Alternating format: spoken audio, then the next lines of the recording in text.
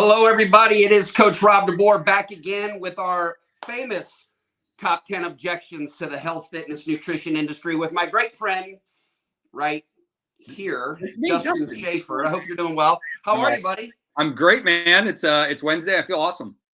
Good. It is Wednesday. Happy hump day to everyone. Look, we're going to just keep kind of churning through this list. If you're new, this is a series. It's going to be 10 little short clips. We're just having fun with it, kind of late night with David Letterman style, who made that top 10 list famous. So we thought, you know what?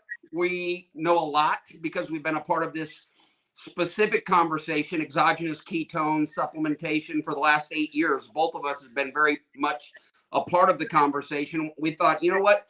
As health and fitness professionals, which we are, and we have that background, we know how resistant the industry oftentimes is to change. And we thought, you know what? Why don't we do a top 10 list? Why don't we have some fun with this? And today we are on number 8. The number 8 objection to drinking ketones from the health, fitness, and nutrition industry is, I like carbs and don't want to give them up. Interesting. Yo, here's what's great about this kind of duo, me and Dustin. Dustin he leans more keto, and he actually sought keto as a remedy to some health, fitness, nutrition challenges from an athletic career and head trauma and everything being a former athlete oftentimes leaves you with.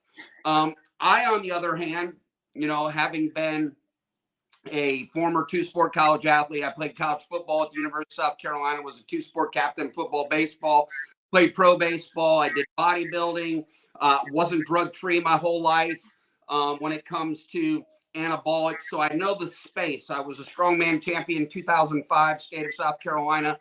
Point being, we both understand kind of the objections to, wait a minute, what do you mean, no carbs? That was my initial observation. Hey, there's no way I'm giving up carbs. Well, here's the good news. You don't have to. We believe, preach, and teach. The only diet that works is the one you'll do. So much so, Prove It has actually adopted this kind of pretty basic, simple sounding ideology that says, hey, this is more about a drink than a diet. Now, we're not here to say the keto diet doesn't merit a lot of credit out in the marketplace. It does. A well-formulated ketogenic diet, I would argue, is one of the most metabolically sound diets anybody could follow. I just happen to use and thrive with carbs. It's part of the diet I'll do. So, Dustin, the short answer is you don't. Right. But I want to throw this to you after I read you a quote from someone that is very well versed. As a matter of fact, he is listed on multiple patents that identify with this product. His name is Dominic D'Agostino. He worked with Patrick Arnold on the original patent to formulate exogenous, outside the body ketone supplementation in. Here is his, and I love this because I think it'll tee you up for what you might say. This is Dom D'Agostino. The FDA may see ketones as a drug. I see them as a fourth macronutrient. You have fats, proteins, and carbs. Ketones could be counted as a fourth macronutrient because it's an energy containing molecule. Right. And I think that sets a new tone. Like, you talk about hybrid fuel source and dual fuel source. Here is one of the experts that believes, hey, no, this is literally a food nutrient because it contains, it's an energy containing molecule. So with that, I'll throw it over to you. Yeah, absolutely. It's really cool for the first time in history, right? You think about it, humans you use ketones and glucose, just so you all know. Glucose isn't a bad thing, right? Just so everybody knows. But humans, for the most part, would either rely on one or primarily on the other. For the first time in history, we can coexist. And from an athletic performance perspective, I wrote a protocol for the Tour de France riders originally. And some of our riders, we had them utilizing carbohydrates strategically using ketones, or some of the other riders, we actually had them using ketones on a ketogenic diet. But we literally would run blood. We had them on a bike. We're running blood while they're riding their bike determining which is the best for their body. Now, what was cool is we could predict it pretty well just out on the asphalt, but it was nice having the environment of a controlled environment in the scientific lab, just to reinforce that we can do both. And to me, that's what's really cool. Dr. Jeff Volek did a study utilizing our product and actually showing increase of lactic acid threshold going up just with ketones, not with any kind of diet. No, it didn't matter. These people were not on a ketogenic diet, but he saw the anaerobic threshold go up. So that means people can put more output of energy. We know that ketones improve oxygen utilization. So no matter what diet they choose, they're going to be able to be more efficient. So I think that's what's neat about this. I think, Rob, where it gets confusing is that people are going into this, I want to lose weight, and they're associating our product with weight loss, which you and I both know this isn't about weight loss. It is about being metabolically efficient, burning fat. That is about that. And finding that tool, I just showed Rob a picture of a guy, he just won his bodybuilding competition. He was doing 300 grams of carbs a day for the majority of his competition, or for the majority of his training. And then he'll even say it. He's like, they changed everything. Ketones made everything easier. He goes, I felt great. Bodybuilders have the F off on their forehead when they're getting ready to cut down. Yeah.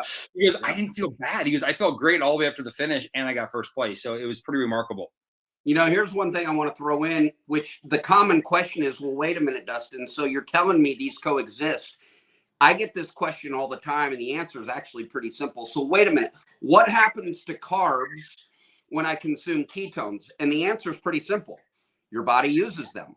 Right. It just uses them differently. Uses them or stores them if you are excessively. Or stores them, so let me explain it this way. Like, perhaps one of the greatest sports would be endurance sports. Those of you that run endurance sports or understand endurance, that philosophy, there's what's called the bonk. The bonk is when the body just is completely depleted of glycogen, of carbohydrates, and you just kind of hit the wall.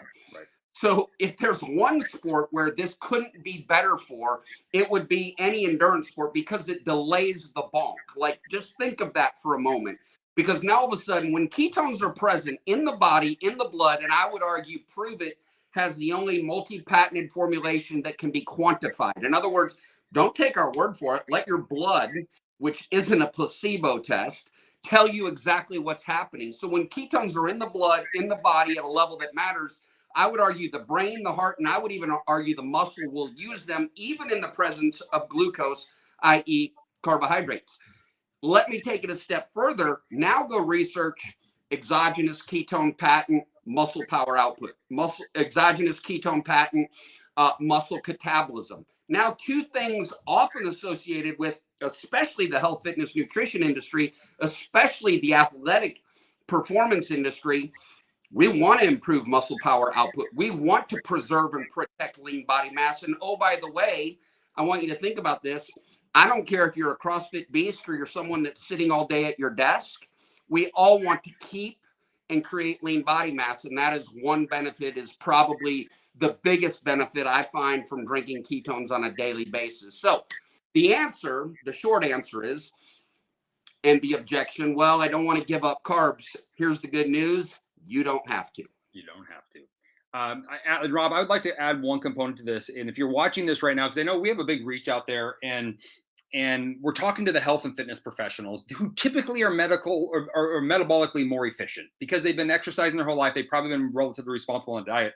And if you're somebody, or if you're a professional or a fitness trainer and you're working with clients, you're like, why are they not able to stick on my plan?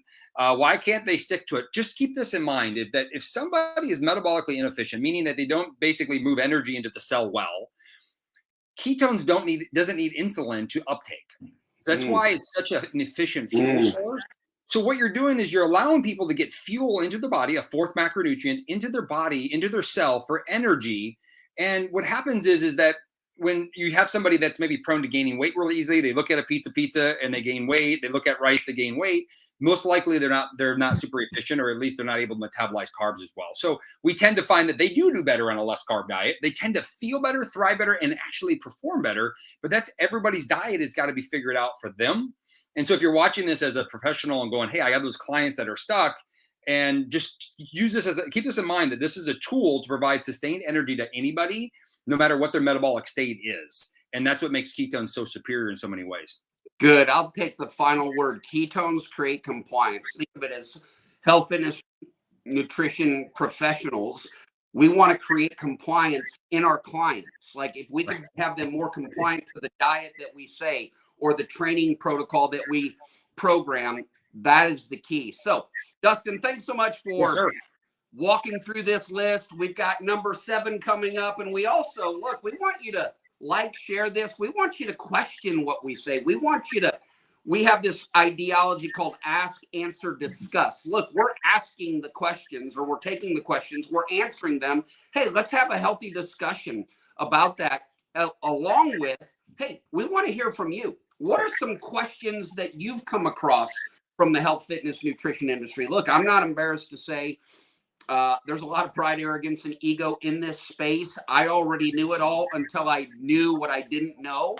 And that's kind of been my way moving forward. So thanks so much, Dustin. Appreciate it. We'll see you next time for number 7, the top 10 objections why drinking ketones are resistant in the health, fitness, nutrition industry. Awesome. Thanks, Rob. Cheers, y'all.